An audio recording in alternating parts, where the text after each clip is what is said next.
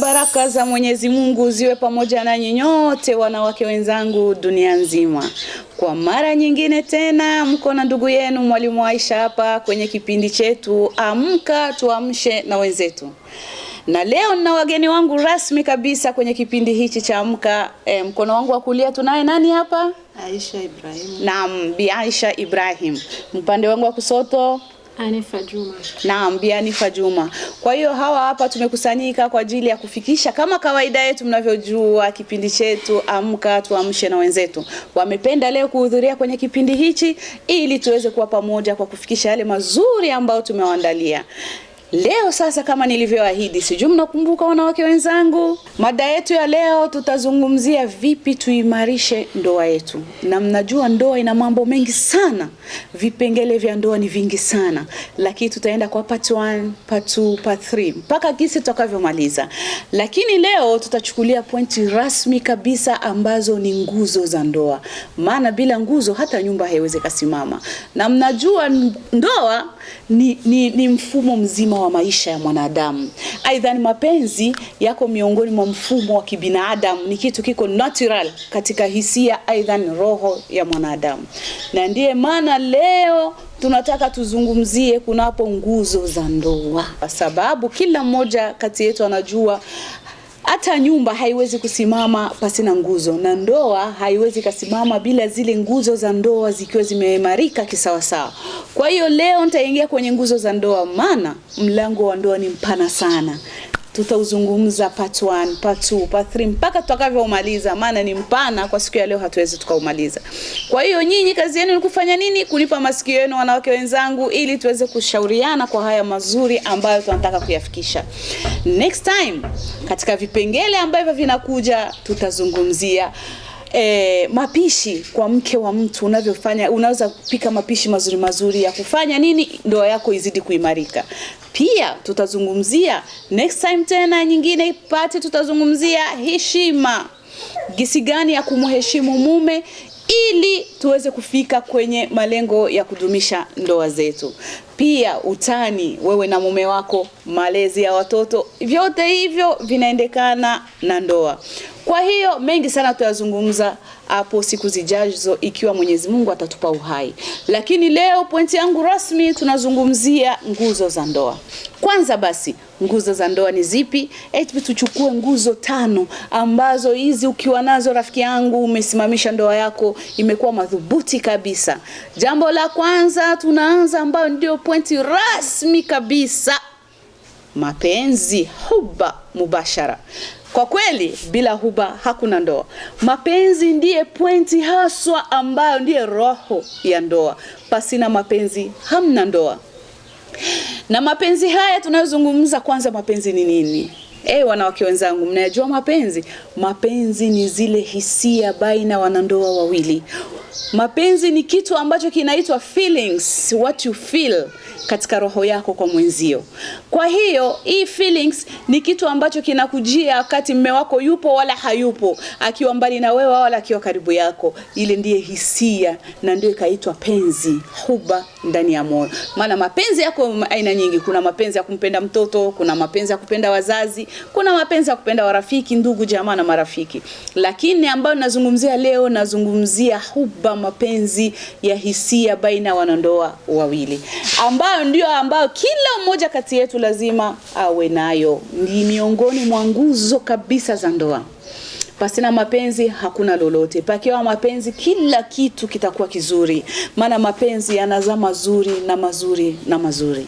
Haya, kabla ya kuchambua mapenzi yenyewe hayo, tunaingia katika nguzo ya pili ambayo ni utulivu.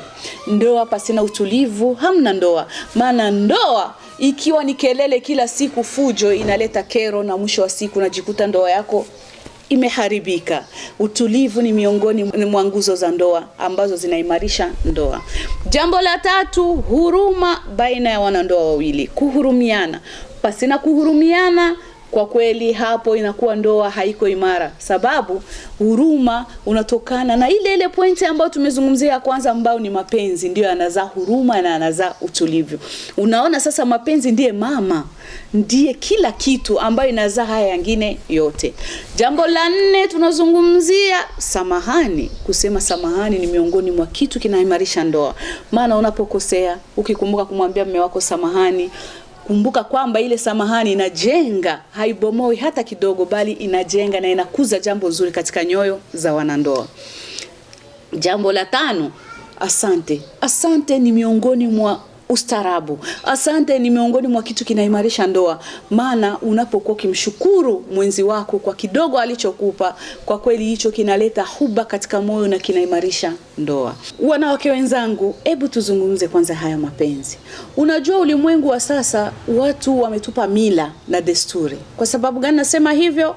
Kuna mtu anamuona mwanaume ana pesa nyingi sana, ni tajiri. Anasema hapa afadhali niolewe hivyo ili nisaidie familia. Yes, haijakatazwa kusaidia familia yako ama kuolewa na ule ambao unasikia roho yako inamchagua. Lakini kumbuka, umeolewa na huyu mwanaume kwa sababu ya pesa, hujaolewa kwa sababu ya penzi. Na ikiwa utaolewa namna hiyo, mwisho wa siku humo ndani utaanza kupata kero, kwa sababu you don't have a feelings. Hauna hisia na mume wako. Haukumpenda, ulipenda pesa zake. Atakutamani, hutomtaka. Atataka hichi, hutoridhia. Kwa sababu gani? Hamna ile penzi, na unajikuta umeharibu kila kitu, sababu ile roho ya ndoa umeitia pembeni, umechukua maslahi ya kidunia. Kwa hiyo penzi ndiye ndoa. Ni kheri uolewe na maskini asiokuwa na lolote, lakini ukimpenda utaidumisha ndoa yako, sababu ile penzi litakufanya wewe kufanya yale ambayo mume wako ameyapenda ama ameyaridhia. Kwa hiyo just choose love. Tuchague penzi, tusichague pesa. Uende unaweza kuolewa na maskini leo, kesho akawa tajiri. Lakini kumbuka jambo moja, pesa zinatafutwa na unazipata, ila penzi la dhati kulipata, rafiki yangu, ni mtihani mkubwa sana.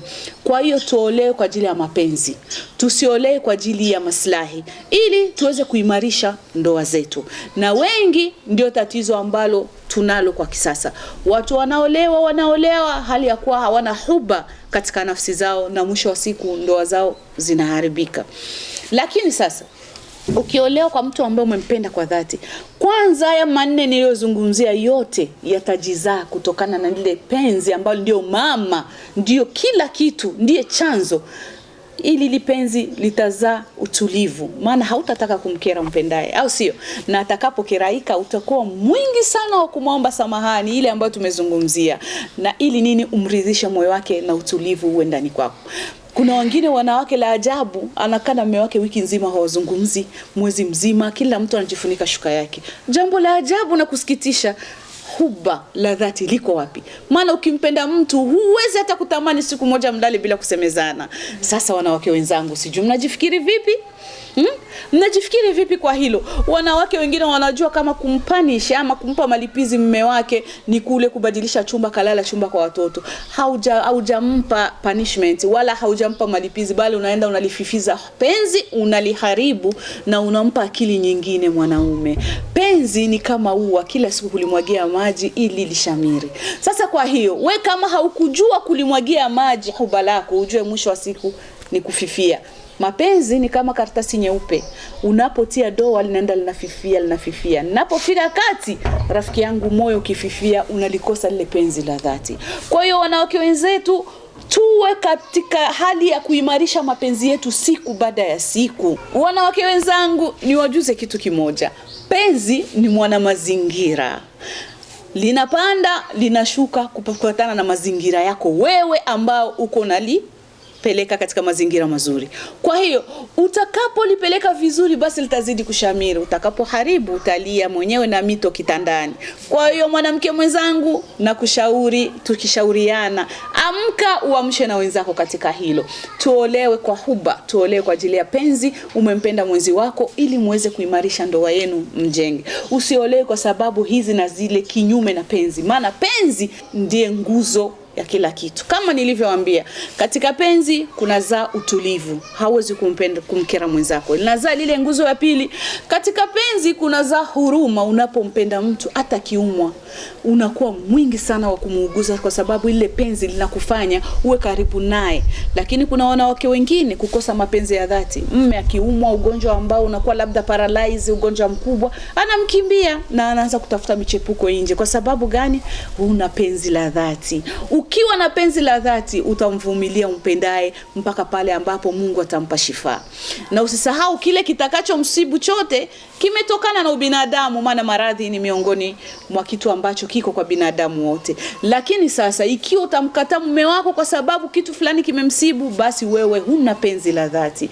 Na ndiye maana nikakwambia kwamba penzi linazaa huruma, linazaa ile nguzo ya tatu, na penzi linazaa utulivu.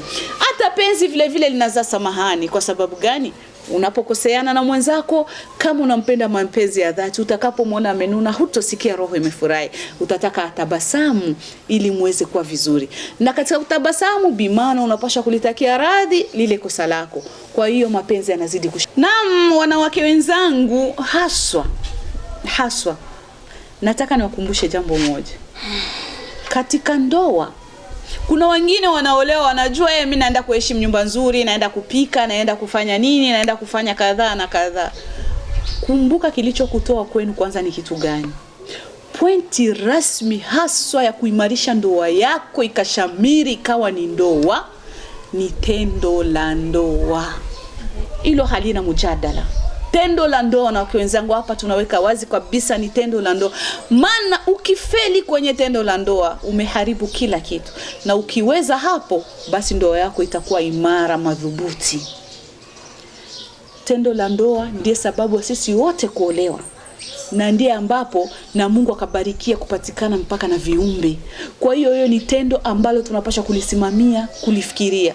Na nikisema nilizungumzie, siwezi nikalimaliza, maana yangine sio hayastahili kuzungumza kwenye TV. Lakini kumbuka haya ninayoyasema kama nguzo. Tendo la ndoa ni kitu kinaimarisha ndoa yako haswa.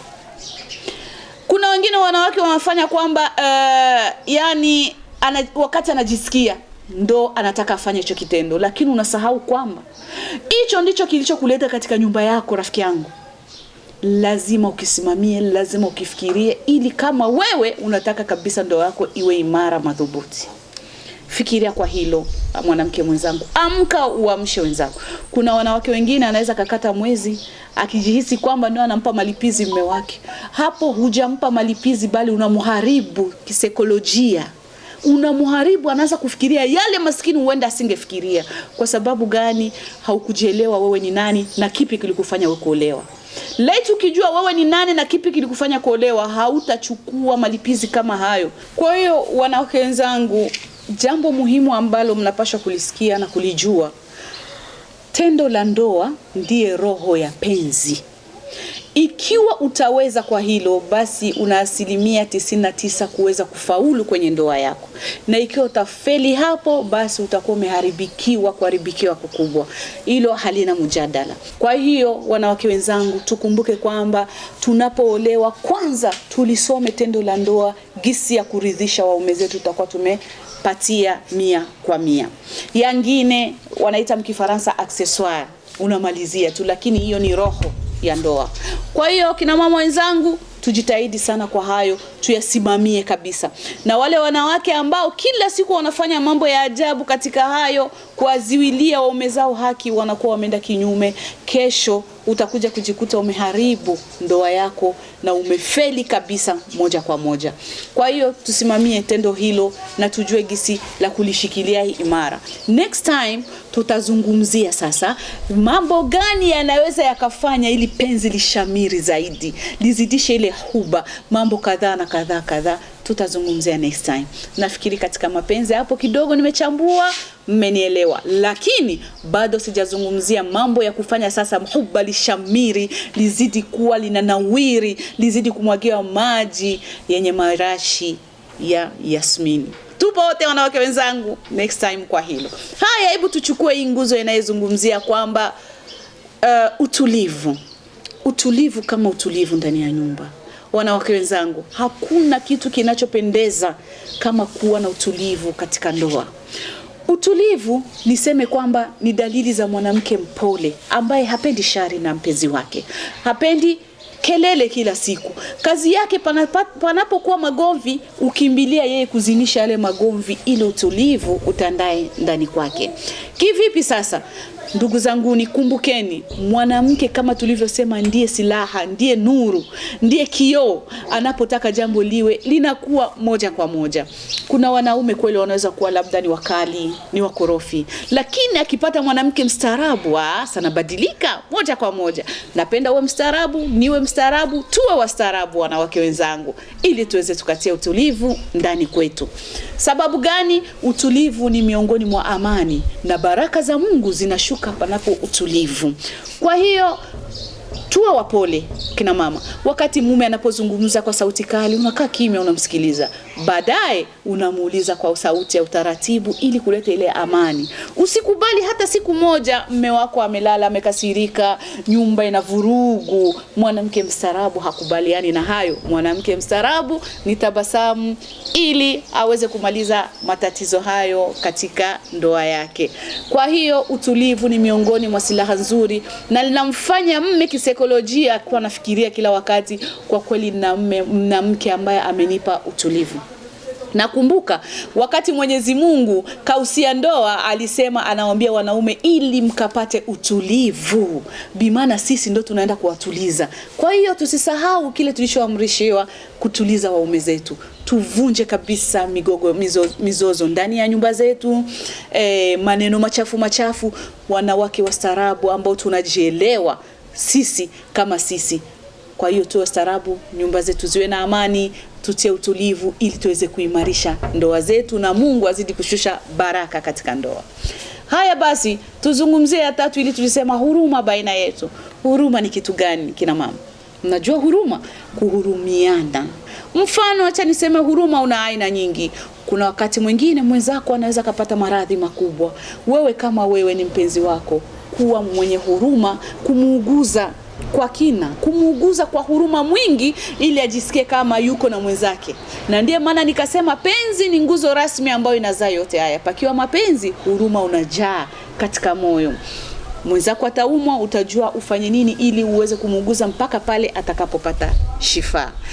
Tena lingine, huruma ni pale ambapo umemwomba mume wako kitu akakwambia sina, lakini sababu kumhurumia ukawa muelewa zaidi, ukamwambia mume wangu next time ukipata utaninunulia. Kwa hiyo unampa utulivu. Kwa sababu gani? Umemhurumia. Huruma ni jambo lizuri sana baina ya wanandoa wawili, na huruma unaleta maelewano, kwa sababu unapomhurumia mwenzako maelewano yanakuja baina yenu. Tusiwe wenye tamaa, maana tamaa ndiye inavunja huruma ndani ya nyumba. Unakutana mwanamke kama mwanamke, hujamhurumia mume wako, sawa? Unaenda kuchukua vitu vya ghali, bei kali ambayo hata mume wako kipato chake hakilingani na vile ulivyovichukua. Huko ni kukosa huruma. Unakutana mwanaume mwisho wa mwezi anakosa nilipe nyumba ama nilipe deni. Unamconfuse, unamtia mawazo kidogo, yeye anaharibisha huba, ile nguzo unaivunja. Kwa sababu gani? Anaona kama haumhurumii, mpaka wakati mwingine na yeye anaenda kukopa ili aweze kulipa madeni yako. Aidha anaenda hata kuiba ili aweze kulipa madeni yako. Unamfanya vipi mume wako? Unamuharibia kabisa maendeleo, pia unamfanya hata penzi lififie. Kwa sababu gani? Huruma hukuwa nao. Unataka kununulie bazea 300 hali ya kuwa mshahara wake ni 200. Unaona kama una huruma hapo? Unakwambia kuku hula kadiri na mdomo wake. Kwa hiyo na mume wako kile kipato chake ndo tembelea kwacho. Akikupa hata kanga, shukuru, utakuwa ni mwanamke mwenye busara na hekima kubwa sana. Maana huruma ni miongoni mwa nguzo ya ndoa. Utakapoiharibu, kumbuka kama utakuwa umejiharibia ndoa yako. Hebu tuende kwenye samahani. La 4. Samahani kama samahani. Nafikiri nyinyi wote wanawake wenzangu mnajua kama samahani ni miongoni mwa silaha nzuri sana. Unapokosea, ukisema samahani, unarudisha feelings ambazo zitakuwa labda zimetaka kupotea kwa sababu ya hasira. Unaposema samahani, hata Mungu wa mbingu anaridhika. Kwa sababu gani? Umeenda katika jambo lizuri la kuomba msamaha kwa yale makosa yako. Na mwanaume wako anafika, anajua wewe ni mstaarabu, ni mwanamke mwenye hekima, kwa sababu ulitaka radhi kwa yale makosa yako. Lakini cha ajabu, wanawake wa siku hizi wanataka kujifanya kwamba wanaume na wanawake sisi sote ni 50-50. Yani hakuna kiongozi, hakuna mwanamke wala hakuna mwanaume. Kwa hiyo wanawake wenzangu, nafikiri sisi sote tunajua katika dunia hii hakuna anayeishi bila kukosea. Ikiwa tunamkosea Mwenyezi Mungu, hata sisi kwa sisi tunakoseana. Hiyo ni maumbile, ni ndo wanadamu kukosea. Lakini mkosa mzuri ni ule mwenye kutaka radhi wakati anakosea. Kwa hiyo samahani ni miongoni mwa silaha za kujenga ndoa. Samahani ni jambo la ustaarabu. Samahani linapendeza. Kwa hiyo tunapokosea tuombe samahani, wala hakuna udhalili ya kwamba mtu umeomba samahani, bali unaonekana mstaarabu. Sio kwamba unadhalilika, bali unaonekana mstaarabu, pia unaonekana ni mwanamke mwenye hekima. Kwa hiyo wanawake wenzangu, na muamshe na wenzenu. Samahani ni miongoni mwa silaha nzuri za kuimarisha ndoa zetu. Acha niende mjambo la 5 ambalo nimesema ni nguzo. Asante. Asante kina mama, asante. Asante ni jambo lizuri sana tena lenye kuimarisha ndoa. Wanasema wahenga, asiyeshukuru kidogo hata kikubwa hawezi kukishukuru. Na asiyeshukuru mwanadamu mwenzake alipomfanyia ihsani, hata Mwenyezi Mungu hawezi akamshukuru. Kwa hiyo basi, kushukuru ni jambo lizuri sana. Mme amekuletea dagaa, hakujaliwa nyama. Shukuru kwa zile dagaa, atakuwa na nguvu zaidi ya kutafuta vingine. Lakini utakapodharau, hata kesha kuletea kile kikubwa utadharau hivyo hivyo. Kwa hiyo, tuwe wengi wa kushukuru kile kidogo ambacho tunakipata. Ni miongoni mwa nguzo ambayo inaimarisha ndoa. Bimana inaonekana kwamba wewe utakuwa ni mwanamke mstaarabu. Leo amepata, utashukuru. Akikosa, utashukuru. Amekuletea kanga, shukuru. Kesha kuletea kitenge kizuri, shukuru. Kwa hiyo ile shukurani inazidisha huba kwa mume wako na inampa nguvu zaidi ya kutafutia zaidi.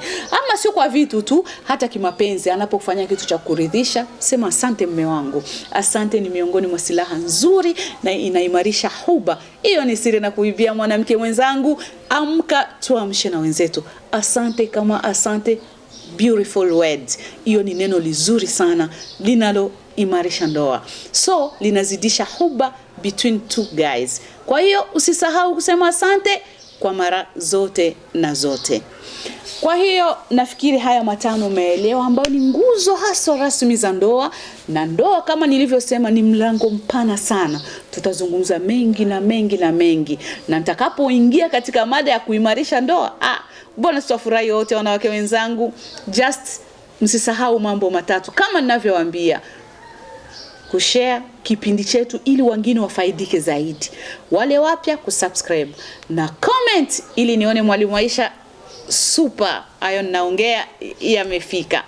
Kwa hiyo acha tuachie wakina mama hapo wanasema wana maswali kidogo ili waweze kuuliza maswali yao, tuweze kuwajibu na tuweze kufunga kipindi chetu kwa siku ya leo.